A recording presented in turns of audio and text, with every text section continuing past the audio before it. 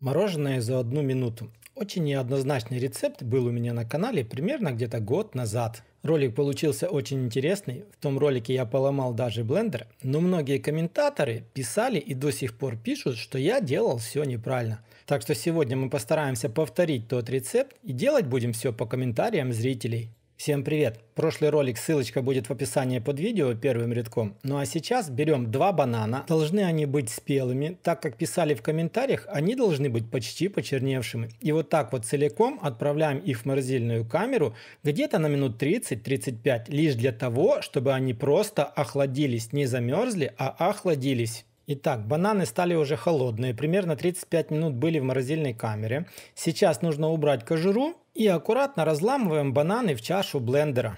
Если вы смотрели прошлый ролик, я в том ролике бананы замораживал, полностью замораживал, они становились как камушки. И это зрители писали, что была моя первая ошибка. Так же, как и в прошлый раз, добавляем 2 столовые ложки какао с расчета 1 столовая ложка на банан без горки. И после этого я начал все перемалывать. Но зрители написали, что сюда нужно было добавить либо сахарную пудру, либо мед. Я добавляю 1 столовую ложку сахарной пудры сейчас. Далее зрители писали, что нужно добавить либо молоко, либо сливки. Сегодня я буду добавлять 3 столовые ложки сливок. Жирность сливок сегодня у меня будет 33%, как вы видели. Затем мы накрываем чашу блендера крышкой и перемалываем все примерно 2,5-3 минуты. Дальше снимаем крышку и смотрим, что же у нас получилось. Как и в прошлом ролике, отправляем все в чашку. В прошлый раз просто я добавлял все ложкой, а сейчас все просто выливается. Ну что ж, друзья, вот такая вот чашка, как будто бы мороженого у меня получилось. Я его уже попробовал, и что я вам хочу сказать.